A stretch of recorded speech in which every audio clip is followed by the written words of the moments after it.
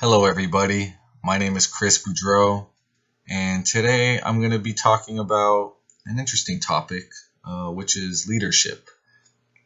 I'm going to talk about what leadership is, what I feel makes a great leader, what a leader does, what are some key traits and key qualities that a leader possesses, and for those that want to improve their leadership abilities, which all of us could always do.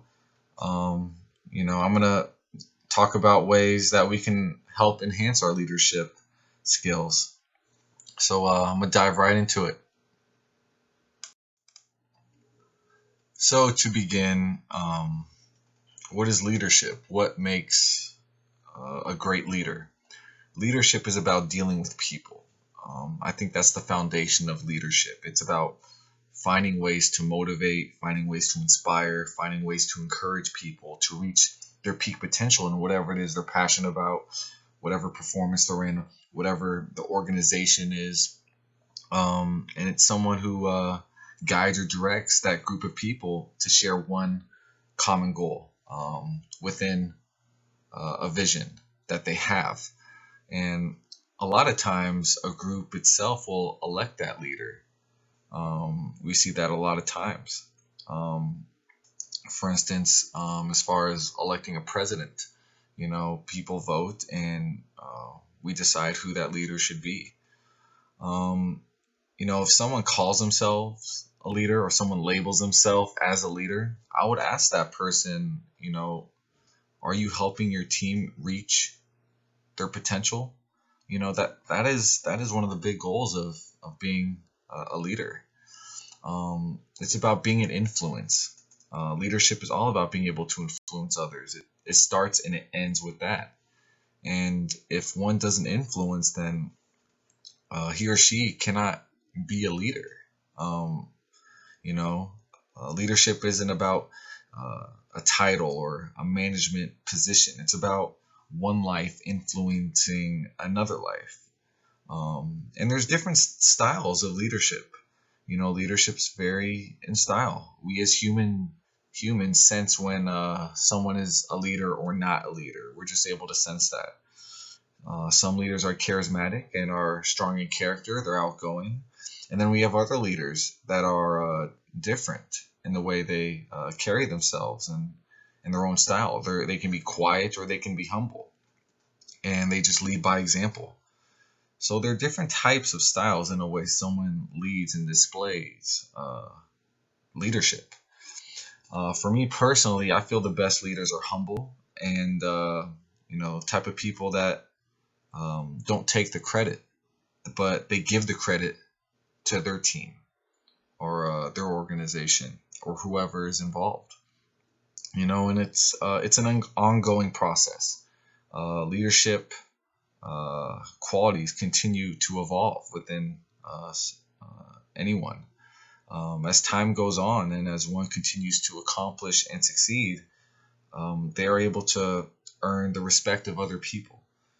Being a great leader takes time. It's really a lifelong journey to get to that highest stage of leadership, and it's an ongoing learning process. And it's within all of us. All of us can train ourselves to be a leader. We all have the potential and the capability to become a leader. And some leaders, I believe, are born, and some can train themselves, as I said, to become a leader.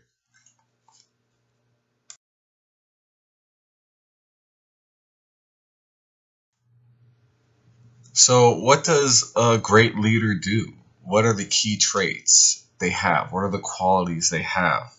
What are the traits that make up a good, effective leader? Um, well, the traits that make up a good leader can vary depending on the organization, the team, the manager, and the work environment. The first thing the leader has to do, or the quality they have to have a vision. The leader is the one who possesses the vision of where the organization or the group needs to go. And the leaders are able to pave out that path, um, to help create progress and future success. And they stand for the vision. The leader stands for the vision. To go along with having a vision, they also stand for it and they demonstrate it to others. Leaders represent the example for other people that follow them and demonstrate how to be productive.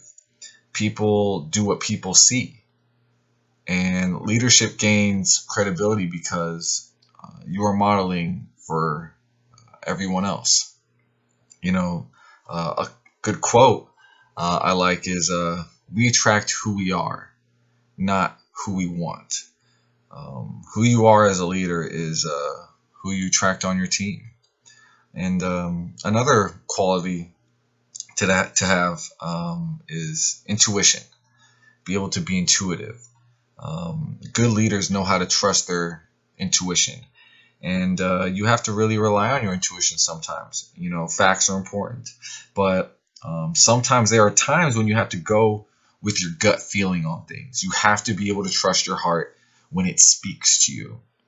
Indiana Jones, for example, Indiana Jones, in one of his films, he was asked, "What are you going to do next?" And he replies, "Well, I don't know. I'm just going by feel here." And that's part of it. You have to go with your intuitive nature. It can be kind of like that. You have to be yourself. You have to be you. It starts with knowing yourself and being aware of the person that you are and what you truly value. They are honest about themselves, and they're confident about who they are and what they represent. You have to be authentic and transparent and be who you really are. Because if you aren't authentic and you aren't transparent, then people will be able to see through you pretty quickly. And you know, another quote I like is, "Don't be afraid of being different. Be afraid of being the same as everybody else." So it's all about being you and the best version of who you are. Another quality to have is to be inspiring. You can't force your will on people. If you want to act differently, if you want people to act differently, then you have to inspire them to want to change themselves. When you face adversity or you go through challenges, where did you learn that from? And hopefully the people that you lead, they could be able to learn that from you. And so it's important to inspire and get people passionate and motivated about what they like to do, and continue to keep on inspiring the next generation, and then hopefully have that generation inspire the next generation. So it just creates this domino effect of inspiration. Good leaders are passionate. They have a tremendous amount of passion and enthusiasm for whatever field they're in. It's about being interested and enthused about the progress and development of everybody involved, and being really appreciative of everybody involved. One of the biggest things in as far as being a leader is being able to foster relationships, healthy relationships. To me, I think relationships with people is the foundation of leadership, to go along with influencing. As I mentioned earlier, leadership is influence. You cannot influence someone that you antagonize. Leaders, they listen well, they observe, they are conscious about where their people are and what they are doing, and they are always continuing to learn. It's about having a high concern for the production, but also a high concern for the people that are being involved, and being able to treat them as individuals. You don't want to treat them like machines. You want to treat them like individuals. And you got to be able to understand, okay, what is this person's strength and what is this person's weakness, and be able to help them succeed. And, they're able to communicate effectively and have excellent interpersonal skills. They're supportive of all the relationships, and they show empathy and compassion to others. They hold everybody accountable, and they continue to put trust in those that they lead. Um, they're focused. Leaders are focused. They're laser focused. No matter what limitations one leader may have, they in their mind they got a mindset of saying, I'm gonna find a way, one way or another. I'm gonna get through this. Come hell or hot water, I'm gonna figure this out, and I'm gonna be effective. Um, and Lastly, leaders are courageous. They have to have guts. They have to be able to make tough decisions, and they have to be able to make tough calls. Um, they have to be comfortable putting themselves in uncomfortable situations. They have to be tough when they need to be, and they need to challenge what needs to be done. Um, these are just some of the key qualities. Of course, there's the list can go on and on, but these are some key ones right here that I feel are important to share. So, how can we enhance leadership? How can we improve our leadership skills? It all begins with knowing yourself and being true to yourself. It starts with what you think, what you feel emotionally, and what you are doing in each present moment.